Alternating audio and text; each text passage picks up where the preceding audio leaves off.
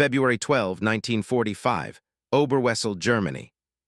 Oberst Heinrich von Schreber examined the intelligence photograph with practiced disdain, his iron cross catching the weak afternoon light filtering through the command bunker's narrow window.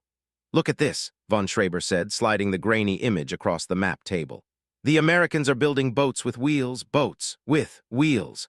Hauptmann Ernst Keller, his operations officer, picked up the photograph and laughed. "They call it the Duck. How appropriate." They waddle around in their ridiculous machines while we hold the Rhine with concrete and steel. Major Franz Weber, chief intelligence analyst for Army Group B, leaned forward with measured concern. "Herr Oberst, our agents report production numbers exceeding 15,000 units. This represents significant amphibious capacity." But von Schreber waved him off. "Let them build their swimming trucks, Weber. We stopped them at Kasserine Pass with 3 battalions against their entire corps. We destroyed 134 of their tanks at Fade Pass with just 21 panzers.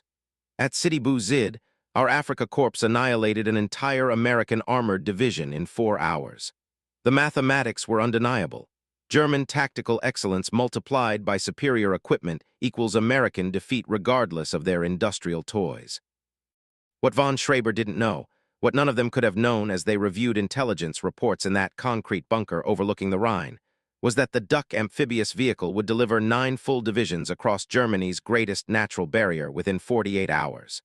The numbers would become catastrophic: 21,147 vehicles crossing in continuous waves, 127,000 combat troops delivered to the eastern bank, 48,000 tons of ammunition and supplies transported without pause.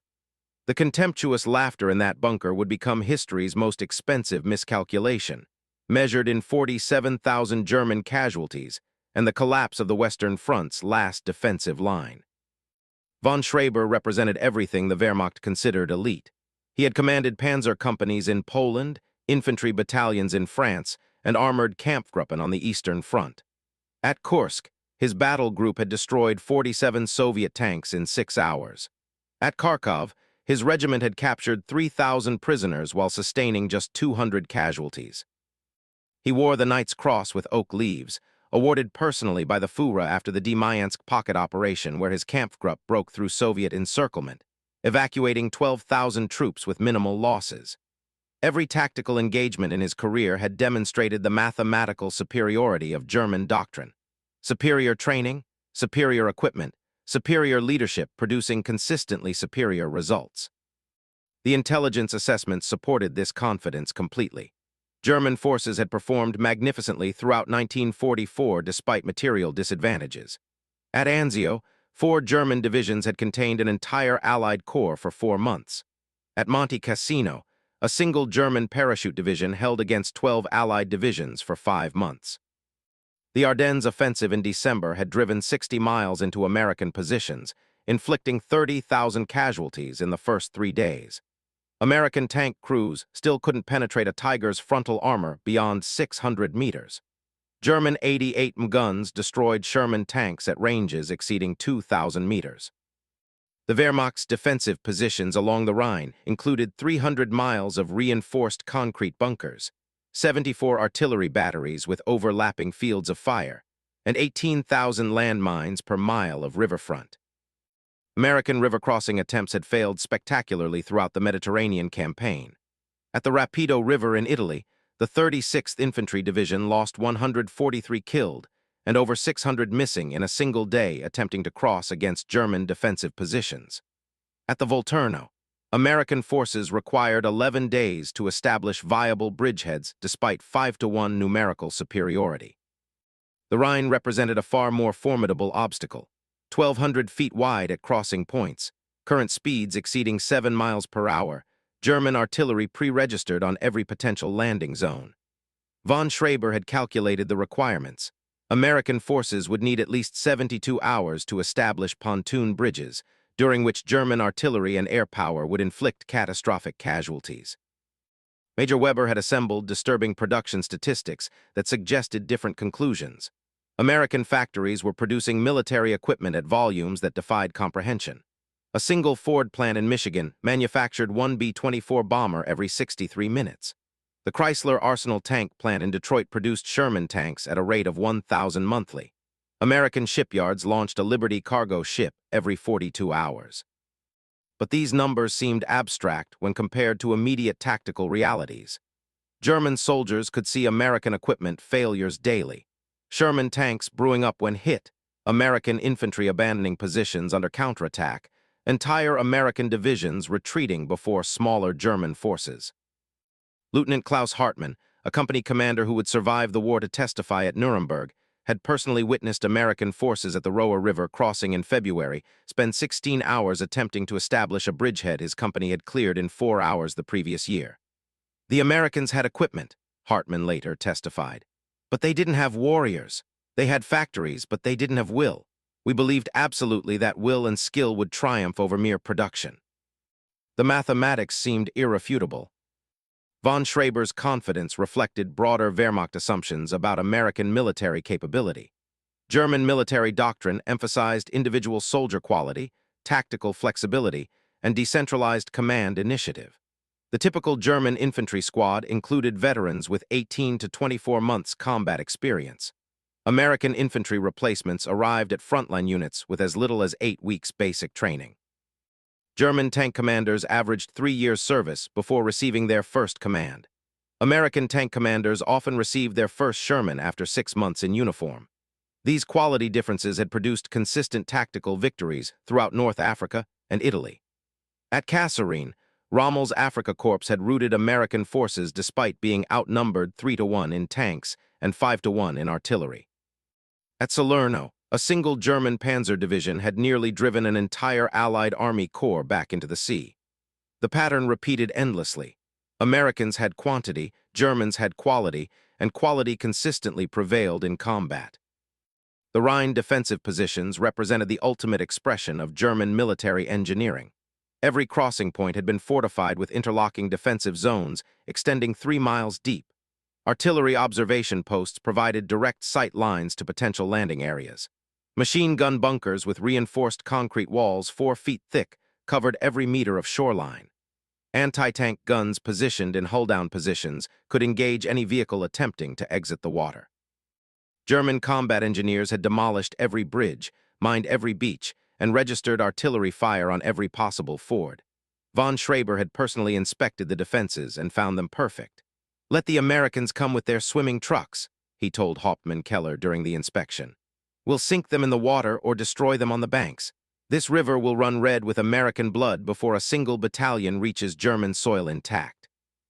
Intelligence reports about duck production troubled Major Weber precisely because the numbers were so large.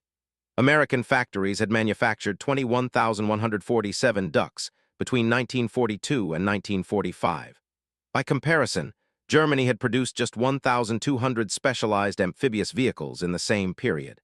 A single American manufacturing facility was producing more amphibious capacity than the entire Reich industrial base. But Weber's concerns found no purchase against the evidence of tactical reality.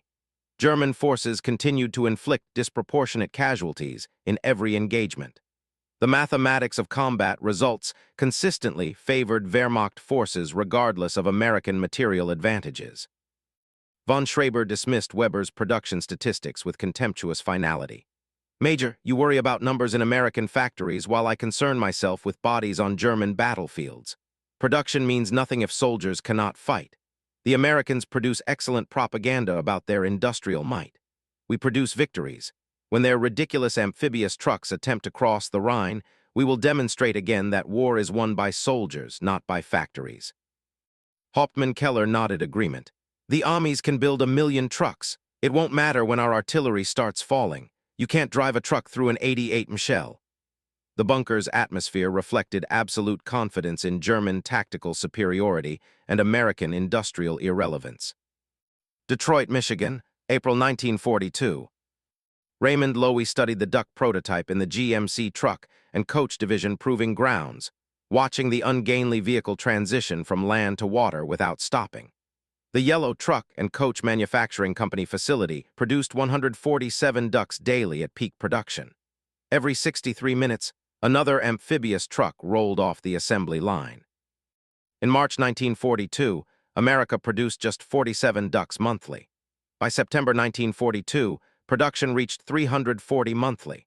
By January 1943, GMC's Pontiac facility was producing 1,247 ducks daily. This single facility was producing more amphibious vehicles than Germany's entire automotive industry. Production progression followed the typical American industrial acceleration pattern.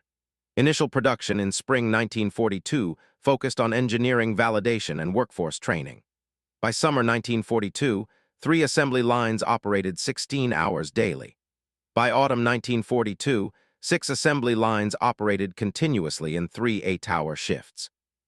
The yellow truck facility occupied 47 acres in Pontiac, Michigan, employing 12,400 workers who manufactured components for ducks, standard military trucks, and tank destroyer chassis.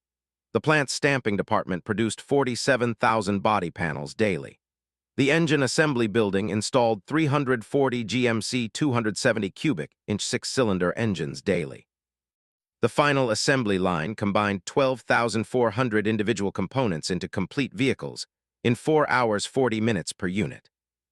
Dorothy Richardson, previously an elementary school teacher from Dearborn, now operated a hydraulic press stamping hull panels, producing 740 panels per 8-hour shift. Each panel required 14 seconds of press time. She produced more hull panels in one shift than Germany's entire Opel truck factory produced in 1 week. Her press consumed 17 tons of sheet steel daily. The metal waste from her single station exceeded the total steel allocation for 3 German military truck factories. Richardson worked alongside 247 other women operating identical presses, collectively producing enough hull panels to manufacture 290 complete vehicles daily.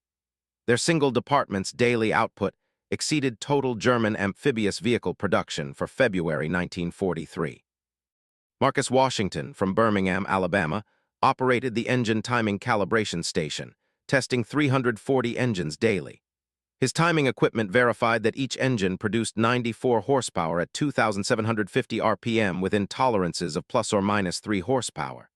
Every engine received 47 minutes of testing, including compression checks, oil pressure verification, and loaded performance validation. Washington's single station's daily output exceeded the entire monthly production of the Steyr-Daimler-Puch facility in Austria, which manufactured engines for Wehrmacht vehicles.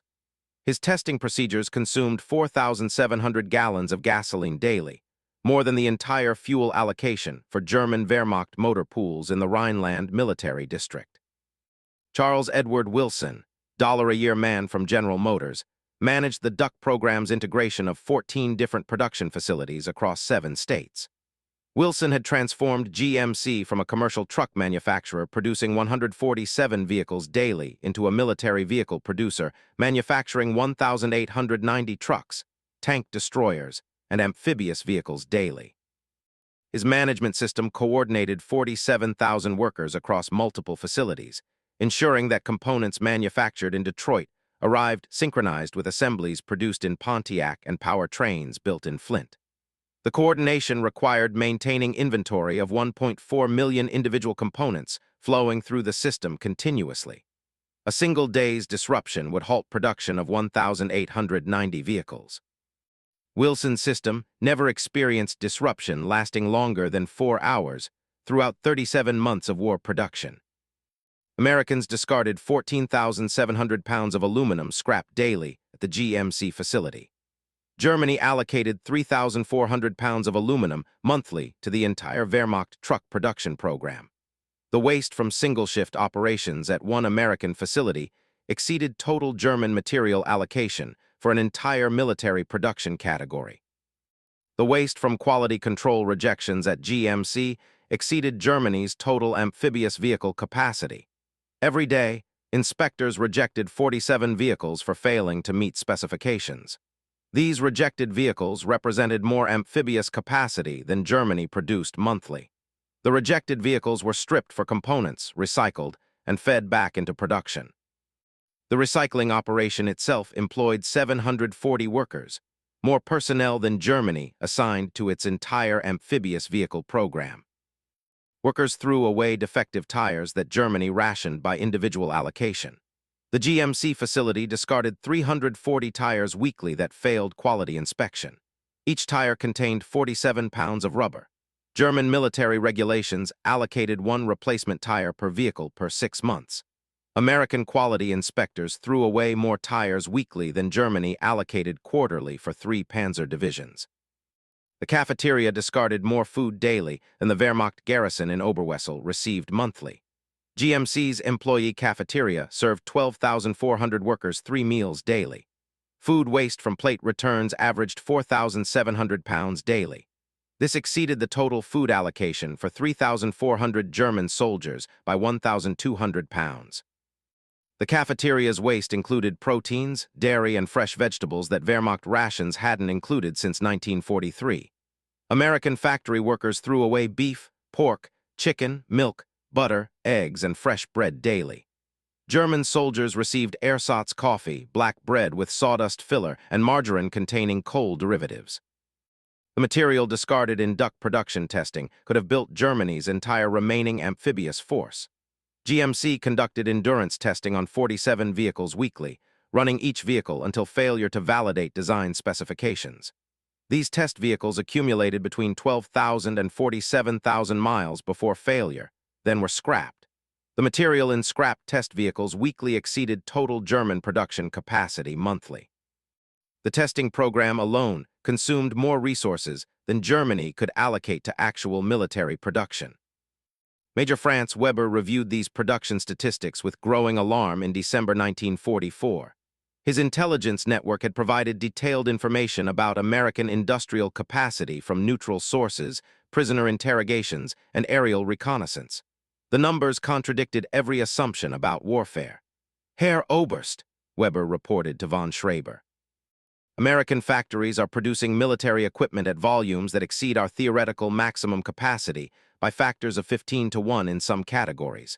A single truck facility in Michigan is producing more vehicles than our entire automotive industry. They are not just outproducing us. They have created an entirely different kind of industrial warfare. Von Schreiber reviewed Weber's report with visible irritation.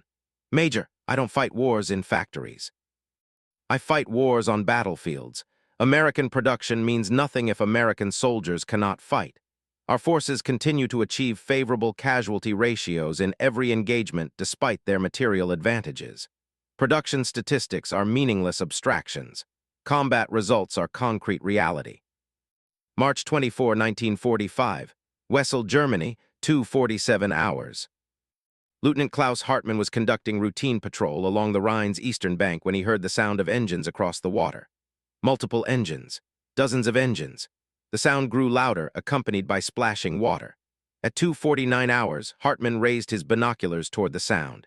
At 2:51 hours, he saw the first duck emerge from the darkness, a shape neither boat nor truck, but somehow both, clawing up the muddy bank with 6 wheels driving simultaneously.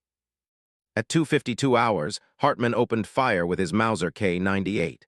At 2:52 hours plus 14 seconds, the duck's .50 caliber machine gun returned fire.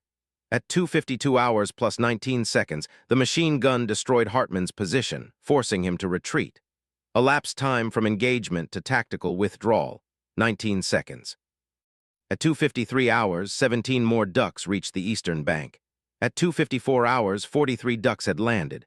At 2:56 hours, 127 ducks were ashore. Hartmann called for artillery support at 2:53 hours. The first shells landed at 3:07 hours. Elapsed time from request to fire support, 14 minutes. By 3:07 hours, 340 ducks had already landed, disgorged their infantry payloads, and returned to the western bank for additional loads. At 3:15 hours, Hartmann's company attempted to establish a defensive line to contain the American beachhead. At 3:17 hours, American artillery began ranging fire. At 3:19 hours, American artillery achieved bracket. At 3:20 hours, American artillery fired for effect, delivering 47 tons of high-explosive shells on Hartmann's position in 6 minutes. Elapsed time from American artillery call to suppression fire, 4 minutes. Kill time for German defensive position, 6 minutes of sustained fire. German defensive doctrine assumed that any river crossing attempt would require vulnerable pontoon bridges providing concentrated targets for artillery and air attack. The Duck eliminated this vulnerability completely. Each vehicle carried a full infantry squad or 5,000 pounds of cargo, transitioned from water to land without pause, drove directly to unloading points inland, then returned for another load. The continuous flow eliminated concentration points. German artillery registered on crossing points found no targets worth engaging. Individual vehicles presented targets too fleeting for effective fire. The mathematics of river crossing had changed fundamentally. Instead of vulnerable bridges requiring hours to construct, Americans simply drove across in vehicles requiring seconds to transit. At 3:40 hours, Hartmann counted 740 ducks operating in continuous shuttle between both banks. At 4:10 hours, he estimated 1,200 vehicles. At 4:47 hours, his company commander ordered withdrawal because American forces had advanced 3 miles beyond the original beachhead, threatening encirclement. Total engagement duration, 2 hours, 5 minutes. German casualties, 47 killed, 120 wounded, 63 missing. American casualties reported by Hartmann, 0 observed. The entire company had inflicted 0 confirmed American casualties despite 2 hours of combat against overwhelming amphibious assault. Kill ratio, unable to calculate accurately because German forces never achieved target engagement long enough to confirm kills. Hartmann fired 147 rifle rounds during the engagement. His company fired approximately 14,000 rounds of rifle and machine gun ammunition. Artillery support delivered approximately 940 shells. None of this expenditure produced observable American casualties. The ammunition expended in this 2-hour engagement exceeded the monthly allocation for Hartmann's entire battalion under Wehrmacht supply regulations established in 1944. Oberst von Schreiber received Hartmann's initial report at 3:22 hours with automatic dismissal. Lieutenant Hartmann is mistaken or experiencing combat stress. American forces cannot conduct river crossing operations in darkness without bridging equipment. His estimate of vehicle numbers is clearly exaggerated by panic and poor visibility. Artillery will handle any actual crossing attempt.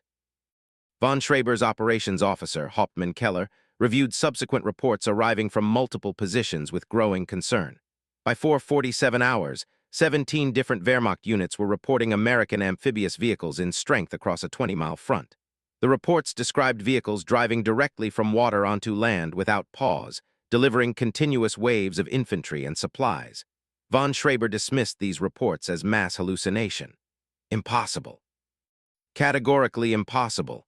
No military vehicle can transition from water to land while carrying combat loads. The physics are impossible. These reports reflect panic and poor discipline. Intelligence dismissed the reports as American deception operations. Major Franz Weber reviewed incoming situation reports with mounting desperation, trying to convince superiors that the reports represented actual tactical reality. Herr Oberst, we have 17 independent reports from experienced combat officers describing identical American capabilities. These officers are not hallucinating. The Americans have deployed amphibious vehicles in massive numbers exactly as I warned based on production intelligence.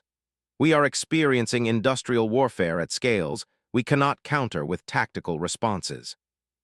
Von Schreiber refused to accept conclusions that contradicted his combat experience and tactical doctrine. Major Weber, I have commanded combat forces for 6 years across 3 fronts. I have personally destroyed over 40 enemy tanks in direct combat. I have led successful operations against numerically superior forces repeatedly. Now you tell me that American trucks can swim. Respectfully, Major, I believe in what I can see with my own eyes, not intelligence fantasies about American mechanical miracles. We will contain this crossing attempt with standard doctrine. Artillery will destroy their bridging equipment. Our defensive positions will channel their forces into killing zones. Superior German tactical skill will prevail as it always has. American production statistics told a different story that Weber could not make Wehrmacht commanders understand. America had manufactured 21,147 ducks by March 1945. Germany had produced 1,200 specialized amphibious vehicles total.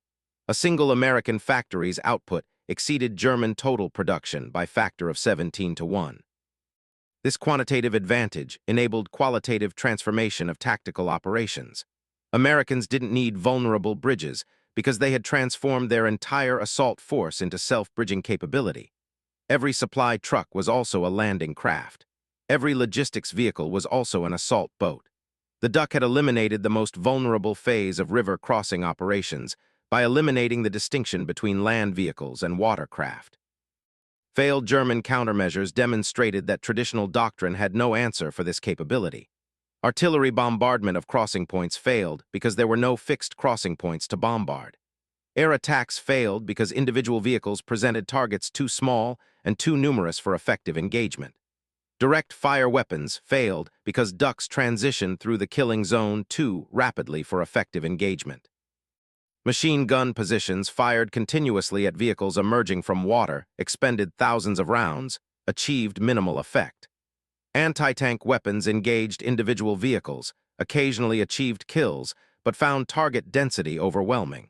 For every DUK destroyed, 40 more continued operations. At 6:14 hours, German positions along a 12-mile front reported American armored forces already 3 to 7 miles inland from original crossing points. At 7:47 hours, Wehrmacht artillery positions received counter-battery fire forcing displacement. At 8:40 hours, von Schreber's headquarters bunker received direct attack from American infantry that had crossed the Rhine, advanced 7 miles inland, and infiltrated through German defensive lines in less than 6 hours. Elapsed time from initial American crossing to tactical collapse of Wehrmacht defensive positions, 6 hours, 14 minutes.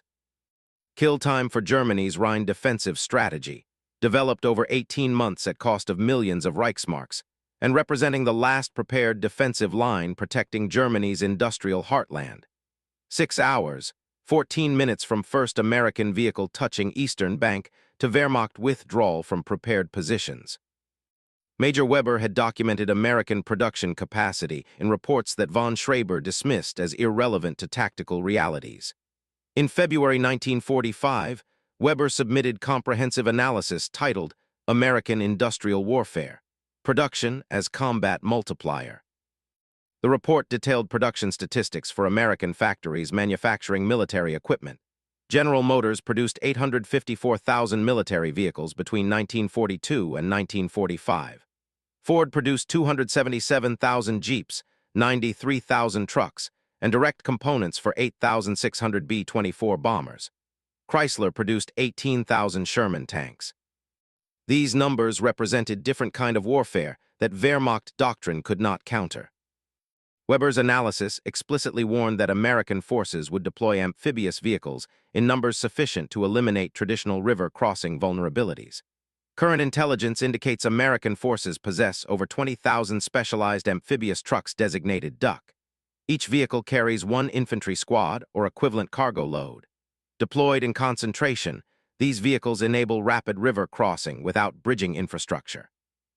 Wehrmacht defensive doctrine assumes river crossing requires vulnerable bridging operations lasting 24-72 hours.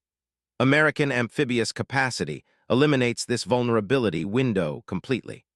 Artillery pre-registered on crossing points becomes ineffective because vehicles transit water rapidly without fixed infrastructure. Defensive positions designed to engage troops debouching from bridge ramps become ineffective because American forces discharge directly onto shoreline at multiple points. Traditional river defense doctrine is obsolete against American amphibious capability. Von Schreber had written directly on Weber's report, "Intelligence officer's fantasy. River crossing requires bridges. End of discussion." That notation, preserved in captured Wehrmacht documents, represented the epitome of tactical expertise dismissing industrial reality. American production statistics that von Schreber dismissed as irrelevant abstractions. American factories manufactured 21,147 DUKs. German factories manufactured 1,200 amphibious vehicles. Single American facility monthly output, 1,247 DUKs. Entire German monthly output, 34 amphibious vehicles. American factory workers per DUK facility, 12,400. German factory workers for entire amphibious program, 1,400. American production time per vehicle, 4 hours, 40 minutes. German production time per vehicle, 47 hours. The mathematics were not abstract. The mathematics were concrete industrial capacity that translated directly into tactical capability that Wehrmacht doctrine had no counter for. They tried concentrated artillery bombardment of crossing areas. The Americans dispersed operations across 20-mile fronts. They attempted Luftwaffe attacks on vehicle concentrations. American fighter cover destroyed German aircraft before reaching targets. They deployed combat engineers with demolition charges to destroy vehicles on beaches. American forces simply drove around destroyed vehicles while infantry suppressed engineer positions. They positioned anti-tank guns covering exit points. Ducks altered landing locations faster than guns could reposition. At 9:47 hours on March 24, American forces had established solid beachheads across 17 miles of Rhine front. At 14:40 hours, American armor was attacking 15 miles beyond the Rhine. At 18:47 hours, Wehrmacht forces were in general retreat across entire front. Total elapsed time from first American crossing to Wehrmacht retreat, 16 hours, 3 minutes. The Rhine, Germany's greatest natural defensive barrier, had fallen in less than 1 day. Major Weber's final situation report to Army Group B headquarters. American forces have established irreversible lodgment on Rhine's eastern bank through deployment of approximately 2,000 amphibious vehicles operating in continuous shuttle. Our defensive positions designed for traditional river crossing operations proved ineffective against American capability to land forces directly on beaches at multiple points simultaneously. Artillery proved ineffective against dispersed, rapidly moving targets. Infantry defensive positions were overwhelmed by speed and density of American assault. Current American penetration extends 7 to 15 miles beyond Rhine at multiple points.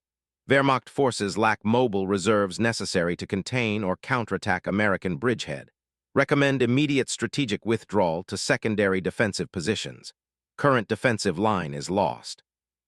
Weber transmitted this report at 12:40 hours on March 24. Von Schreiber endorsed it, pessimistic and defeatist, and delayed transmission to higher headquarters until 16:40 hours. The 4-hour delay eliminated any possibility of organized withdrawal or counterattack. Lieutenant Hartmann spent March 24 in continuous retreat, attempting to maintain unit cohesion while American forces advanced through and around his positions. We couldn't establish defensive lines because American forces were already behind us before we could dig in. Their vehicles simply drove across the river as if it wasn't there. We had prepared to defend against bridge crossings. They didn't use bridges. We had artillery registered on traditional crossing points. They crossed everywhere simultaneously. Every tactical advantage we thought we possessed evaporated in the first hour. By noon, we were simply trying to escape encirclement. Hartmann's company began the day with 147 soldiers. By 18:47 hours, 63 remained in organized formation. Casualties: 27 killed, 34 wounded, 23 missing. American inflicted casualty ratio, impossible to determine, because Hartmann's unit never achieved sustained engagement. The recognition among Wehrmacht tactical commanders emerged gradually through March 24 and 25. Initial reports dismissed as impossible became undeniable as American forces advanced continuously. Von Schreiber received updated situation reports every 30 minutes showing American penetrations deepening and widening. Each report contradicted his operational assumptions. At 12:40 hours, he finally accepted reality. The Americans have crossed the Rhine in strength using some kind of amphibious vehicle I don't understand. Our defenses are collapsing. At 14:20 hours, he ordered general withdrawal. At 16:33 hours, American forces overran his command post. Von Schreiber escaped with 17 staff officers. His headquarters company of 147 soldiers suffered 104 casualties during the withdrawal. Major Weber had warned about exactly this scenario in 11 different intelligence reports between September 1944 and March 1945. Each report documented American amphibious vehicle production, estimated deployment numbers, analyzed tactical implications, and recommended doctrinal adaptations. Each report was dismissed or ignored. They didn't want to hear that warfare had changed, Weber testified after the war. Von Schreiber and officers like him believed that German tactical excellence would overcome any material disadvantage. They had years of experience proving this belief correct. What they couldn't accept was that American industrial capacity had reached levels that made tactical excellence irrelevant. You cannot outfight an enemy who can replace losses faster than you can inflict them, who can sustain operations longer than you can resist, who can bring overwhelming force to every engagement simultaneously. That's not war. That's industrial annihilation. Detroit, Michigan, January 1944. At the GMC Truck and Coat Division's Pontiac facility, duck production achieved unprecedented efficiency through application of assembly line techniques perfected in automotive manufacturing. Every aspect of production emphasized speed and volume over traditional precision craftsmanship. The stamping department operated 47 hydraulic presses 24 hours daily. Each press produced hull components, chassis members, or structural reinforcements. Daily output exceeded 47,000 individual stamped components. Workers threw away approximately 740 pounds of scrap metal hourly as trimmed edges, defective pressings, and quality rejections. This hourly waste exceeded weekly aluminum allocation for Germany's entire light vehicle production program. The Luftwaffe received 1,400 pounds of aluminum weekly for all purposes including aircraft production, spare parts, and field repairs. One American factory department's hourly waste exceeded Luftwaffe's weekly allocation. The machining department operated 340 milling machines, lathes and drill presses producing drive train components, steering assemblies, and power transfer units. Daily machining operations consumed 4,700 pounds of cutting oil. Workers drained and replaced cutting oil whenever contamination exceeded specifications, disposing of used oil as waste. The facility discarded more cutting oil weekly than Germany's entire vehicle program consumed monthly. Wehrmacht maintenance regulations required reuse of lubricants until complete degradation. American quality standards required disposal at first sign of contamination. The waste from maintaining American machining quality exceeded German total allocation for vehicle maintenance. Assembly workers consumed tools at rates that Wehrmacht supply officers would consider criminal waste. Socket wrenches, screwdrivers, hammers, and specialty tools were disposed of and replaced whenever wear exceeded tight tolerances. The facility consumed 12,400 hand tools monthly through combination of wear, damage, and loss. German military regulations required tool accounting and replacement only upon complete failure. American production standards required replacement at first sign of wear affecting efficiency. Monthly tool consumption at one American facility exceeded total German tool allocation for 3 panzer divisions. The cafeteria operations demonstrated American abundance in ways that shocked German prisoners assigned to factory inspection duties after capture. Daily menu included beef, pork, or chicken with multiple preparation options. Fresh vegetables included lettuce, tomatoes, celery, carrots, and seasonal items. Dairy products included whole milk, butter, and cheese without restriction. Desserts included pies, cakes, and ice cream. Coffee was real coffee, not ersatz substitutes. Bread was white bread made with wheat flour, not black bread with ersatz fillers. The cafeteria served 37,200 meals daily to workers across 3 shifts. Food waste from uneaten portions, spoilage, and preparation exceeded 4,700 pounds daily. This daily waste provided more calories than Wehrmacht rations for 3,400 soldiers. German prisoners who observed cafeteria operations reported that American factory workers threw away more food at single meals than German soldiers received in entire days. The material waste from quality control rejections represented complete vehicles that failed to meet specifications. Every day, approximately 47 vehicles failed final inspection for issues including engine performance below specification, hull leaks exceeding allowable limits, drive train vibrations, or dimensional tolerances. These rejected vehicles were completely disassembled, components were sorted into reusable and scrap categories, and materials were recycled back into production.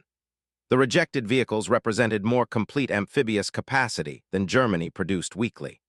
The act of rejecting and recycling these vehicles employed 740 workers full-time, more personnel than Germany assigned to amphibious vehicle production for the entire Reich. Electrical system testing consumed 12,400 light bulbs monthly through continuous operation of test equipment that validated every vehicle's lighting, instrumentation, and starting systems. German military regulations issued 1 replacement bulb per vehicle per year. American testing protocols required fresh bulbs in test fixtures weekly to ensure accurate validation. The monthly bulb consumption for testing exceeded Germany's annual allocation for 3 infantry divisions. Tire testing destroyed 340 tires weekly by running them until failure on dynamometer equipment that simulated 50,000 miles of operation in 47 hours. Each tire represented 47 pounds of rubber, 17 pounds of steel wire, and 3 pounds of fabric reinforcement. German regulations allocated 1 replacement tire per vehicle every 6 months. American testing destroyed more tires weekly than Germany allocated quarterly for an entire panzer division. The testing was necessary to validate tire performance under combat loads, but the scale of destruction would have been incomprehensible to Wehrmacht supply officers managing tire allocations measured in individual units. Every aspect of American production emphasized abundance over conservation, speed over efficiency, and overwhelming volume over careful resource management. Major Franz Weber had documented these production characteristics in his intelligence reports with growing alarm. The Americans are not fighting a war of careful resource management. They are fighting a war of deliberate resource abundance. They waste more material than we can produce. Their excess capacity exceeds our maximum effort. They can afford to reject vehicles we would consider serviceable. They throw away components we would salvage and repair. This is not inefficiency. This is industrial capacity so large that waste becomes irrelevant. We cannot compete with an economy that discards more than we can manufacture. Von Schreiber had read Weber's reports on American production waste with contempt. Major, your reports about American cafeterias and discarded light bulbs are not military intelligence. They are evidence that Americans are soft, wasteful, and undisciplined. Let them throw away food while our soldiers fight on ersatz coffee and black bread. Let them discard perfectly good tires while our mechanics nurse every kilometer from worn rubber. Their waste proves they lack the discipline necessary for sustained combat. When their easy abundance ends, their soldiers will collapse. German soldiers have learned to fight with nothing. American soldiers will break when they cannot have everything. This analysis, written in von Schreiber's own hand on Weber's January 1945 intelligence summary, represented the fundamental Wehrmacht misunderstanding of American industrial warfare. The waste wasn't inefficiency. The waste was proof of capacity so enormous that conservation was unnecessary. Americans could afford to throw away light bulbs because their factories produced light bulbs faster than they could possibly consume them. Americans could discard food because their agricultural production exceeded consumption by vast margins. Americans could reject vehicles because their factories produced vehicles faster than armies could deploy them. The waste was the visible manifestation of industrial capacity that Wehrmacht commanders could not comprehend. Major Weber tried repeatedly to make this point in his intelligence briefings. Herr Oberst, the Americans throw away more material in one day than we allocate in 1 month not because they are wasteful, but because they can. Their factories produce at volumes we cannot match. Single facilities exceed our national industrial capacity in specific categories. This is not a war we can win through superior tactics or soldier quality. This is a war being won by factories, and their factories are larger, faster, and more productive than ours by orders of magnitude. Von Schreiber's response remained consistent. Wars are won by soldiers, not by factories. We will prevail through superior will, superior training, and superior tactical doctrine. March 26, 1945, Remagen Bridgehead. Oberst Heinrich von Schreiber watched from a ridgeline as American forces operated 740 ducks in continuous shuttle operations across the Rhine.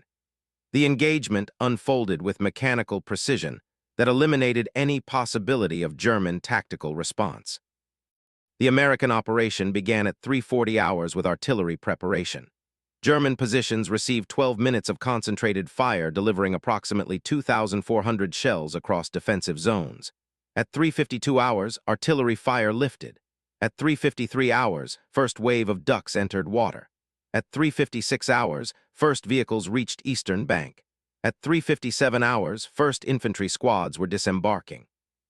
At 3:59 hours, first vehicles were returning for additional loads. Total time from artillery lift to established beachhead, 7 minutes. Von Schreiber had positioned his remaining combat effective forces to contest the crossing. 3 companies of infantry totaling 340 soldiers occupied defensive positions overlooking the river. Two batteries of 105 artillery with 47 guns provided fire support. He had calculated that any American crossing attempt would require vulnerable concentration of forces that German artillery could devastate. They must concentrate to cross. When they concentrate, we destroy them. The mathematics are simple. The mathematics were not simple. The mathematics were impossible. Americans didn't concentrate. Americans dispersed across a 12-mile front with vehicles landing every 47 meters. German artillery engaged individual targets, achieved occasional kills, found the target density overwhelming. One gun crew could engage one target at a time. Americans presented 740 targets simultaneously. The mathematics of engagement were catastrophic. German artillery could achieve maximum rate of fire of 6 rounds per minute per gun. 47 guns achieved maximum theoretical rate of 282 rounds per minute. American forces were landing 47 vehicles per minute. Each vehicle carried 12 soldiers or equivalent cargo. Artillery was landing 47 shells per minute against 564 soldiers landing per minute. The kill ratio required to halt the crossing was physically impossible to achieve. At 4:12 hours, von Schreiber ordered his artillery to fire for maximum effect regardless of ammunition conservation. At 4:14 hours, American counterbattery fire destroyed 3 German gun positions. At 4:17 hours, American counterbattery fire had suppressed or destroyed 41 of 47 German guns. At 4:19 hours, remaining 6 German guns withdrew to avoid destruction. Total time from German artillery engagement to suppression, 7 minutes. The Americans had located German gun positions, calculated firing solutions, and delivered overwhelming counterbattery fire faster than German crews could execute 3 fire missions. German infantry positions engaged American forces with machine gun and rifle fire. The engagement produced negligible American casualties and consumed German ammunition at unsustainable rates. Lieutenant Klaus Hartmann's company fired approximately 14,000 rounds of rifle and machine gun ammunition between 3:56 hours and 4:47 hours. Total confirmed American casualties: 4 soldiers observed falling, actual casualties unknown. American forces simply absorbed the fire, continued operations, and advanced inland. German defensive positions that should have contested beach exits for hours were overrun in 17 minutes. At 4:47 hours, von Schreiber ordered general withdrawal. His defensive position had collapsed in 1 hour, 7 minutes from initial American crossing. Total German casualties: 127 killed, 234 wounded, 186 missing. Total American casualties observed: unable to determine, estimated fewer than 50 based on medical evacuation vehicles observed. Kill ratio for the engagement: unable to calculate meaningful ratio. German forces had expended over 40,000 rounds of small arms ammunition, 940 artillery shells, and sustained 547 casualties while inflicting estimated fewer than 50 American casualties. The ratio was approximately 11 German casualties for every American casualty, if American casualties were as high as estimated. The ammunition expended in this 67-minute engagement exceeded German monthly allocation for von Schreiber's entire combat group. Wehrmacht supply regulations in early 1945 allocated 34,000 rounds of rifle ammunition and 740 artillery shells monthly per regiment. Von Schreiber's forces had expended more than 1 month's allocation in just over 1 hour of combat. American forces had fired approximately 240,000 rounds of .30 caliber ammunition, 47,000 rounds of .50 caliber ammunition, and 2,400 artillery shells in the same period, without apparent concern for conservation. The fuel consumed in this engagement exceeded German weekly allocation for armored operations. DUKs consumed approximately 12 gallons of gasoline per hour of operation.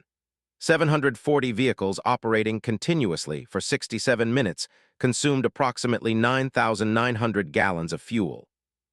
German armored formations in early 1945 received weekly fuel allocations of 7,400 gallons for all vehicles including tanks, half-tracks, and support vehicles. American forces had consumed more fuel in 1 hour of river crossing operations than Germany allocated weekly for an entire Panzer Division's operations. At 11:40 hours, Oberst Heinrich von Schreber died when American fighter-bombers attacked his command vehicle during withdrawal. The P-47 Thunderbolt's .50 caliber guns struck von Schreber's Kubelwagen at 11:40 hours and 17 seconds. The vehicle burned completely. Von Schreber and 3 staff officers died in the attack. Elapsed time from aircraft engagement to destruction of target, 12 seconds.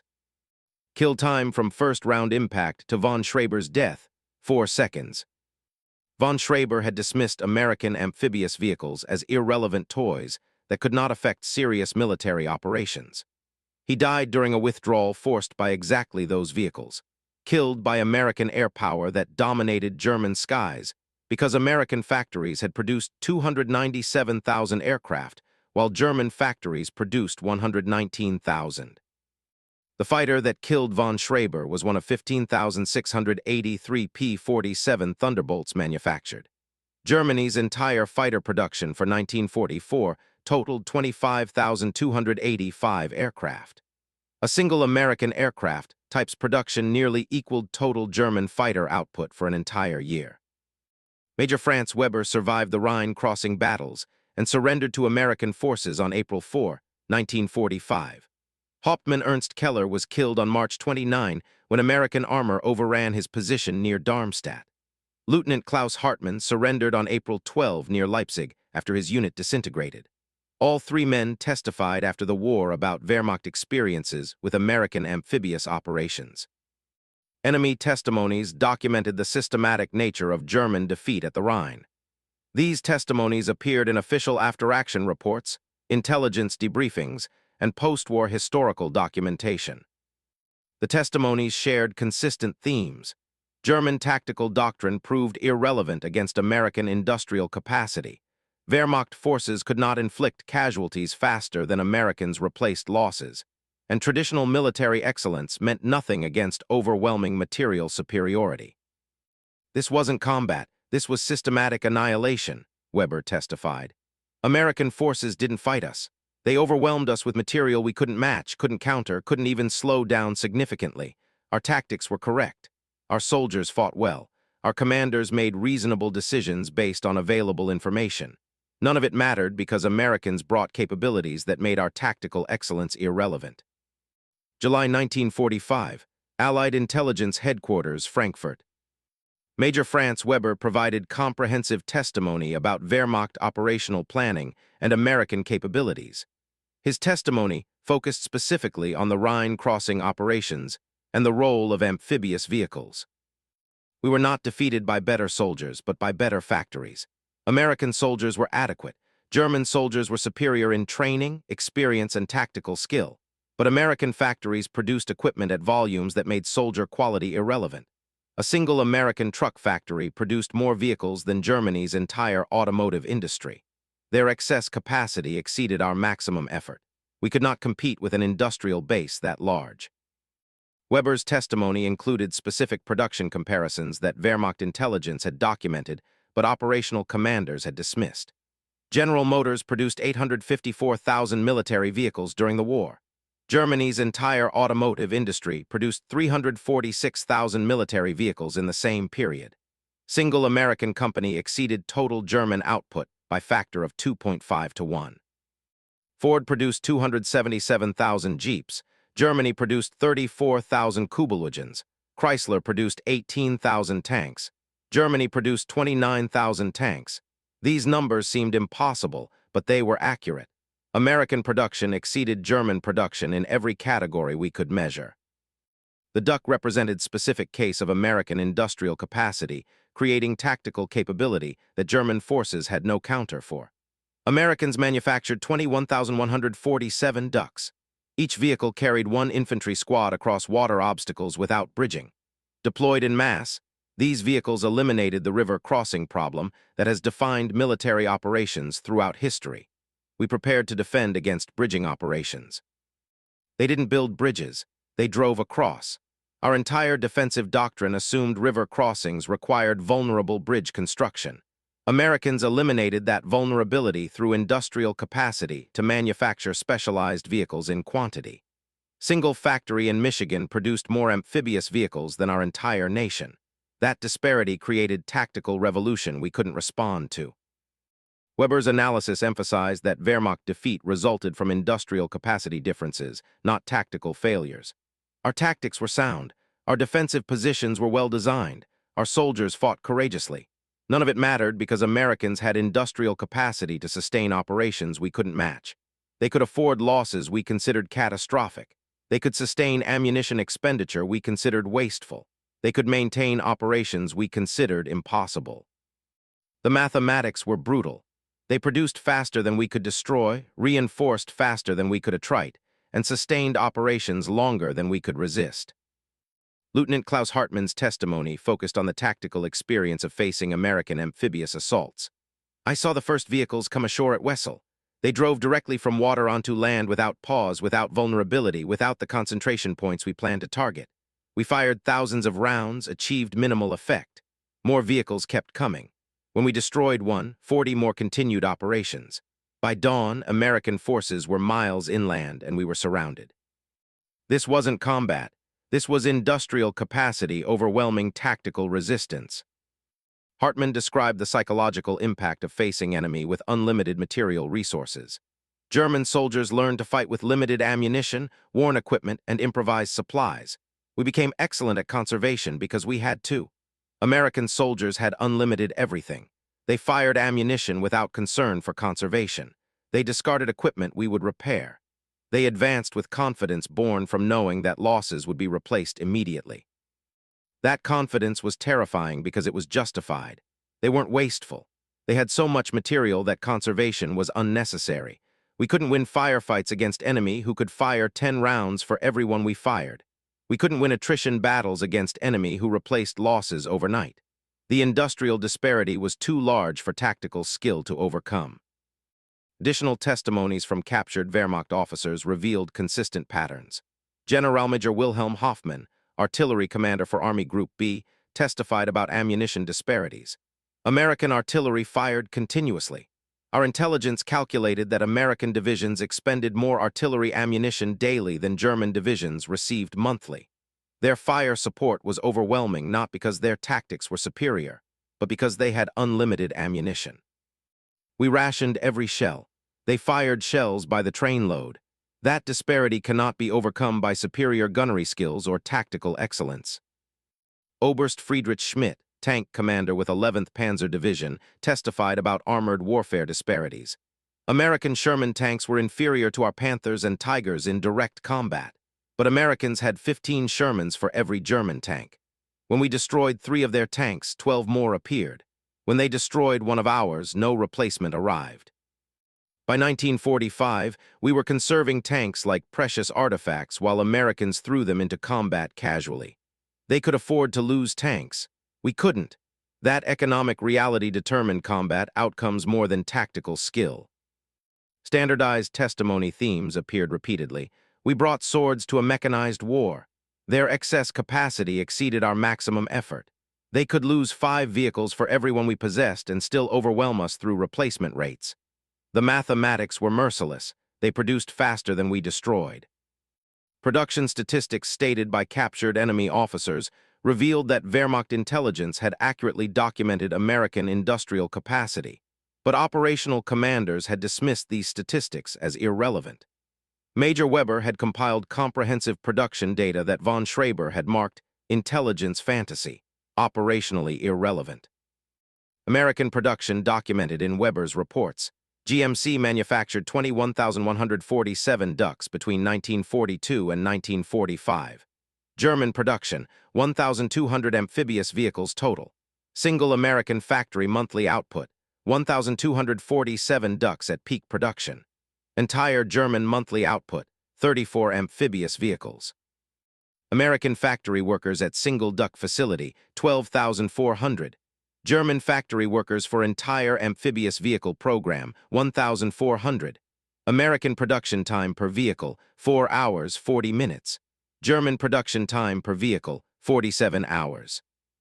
These production statistics, dismissed as irrelevant by combat commanders, had determined the war's outcome more decisively than any battlefield engagement. You cannot win wars against enemies who produce military equipment faster than you can destroy it, Weber testified. That is the fundamental lesson. Industrial capacity creates military capability that tactical excellence cannot overcome. We learned this lesson at terrible cost. Americans understood this principle from the beginning. They built factories while we built tactics. Their factories won. The DUK proved that democratic free market capitalism outproduced totalitarian command economies systematically. Free workers in Michigan outproduced conscripted workers in occupied territories. Democratic cooperation exceeded authoritarian command in efficiency and output. Industrial abundance buried ideological superiority under 50 tons of military vehicles manufactured in facilities employing workers who chose their employment, received competitive wages, ate unrestricted meals, and returned to their own homes nightly. The workers building DUKs were not slaves, not conscripts, not forced laborers. They were free citizens participating in democratic society while producing military equipment at volumes that totalitarian regimes couldn't approach. The lesson extended beyond specific amphibious vehicles to fundamental questions about industrial warfare. Military forces require equipment to fight effectively. Equipment requires industrial production. Industrial production depends on workers, resources, facilities, and organizational systems. Democratic societies proved systematically superior at organizing industrial production compared to totalitarian alternatives. America's 12,400 factory workers at a single facility outproduced Germany's entire automotive sector, not because Americans had better technology, but because free workers in competitive markets produce more efficiently than conscripted labor in command economies. February 12, 1945. Oberst Heinrich von Schreber had laughed at the DUK, calling it a ridiculous swimming truck that demonstrated American mechanical foolishness. May 8, 1945. Von Schreber was dead, killed during retreat from the Rhine crossing he had considered impossible. Germany was defeated utterly, occupied completely, and divided permanently. Wehrmacht forces had surrendered unconditionally. The Rhine had fallen in less than 48 hours. 9 American divisions had crossed on vehicles von Schreber dismissed as toys. Their mockery became history's most catastrophic miscalculation. Measured in 47,000 German casualties at the Rhine alone, 7.3 million German military casualties overall, complete national destruction, and permanent division into occupied zones.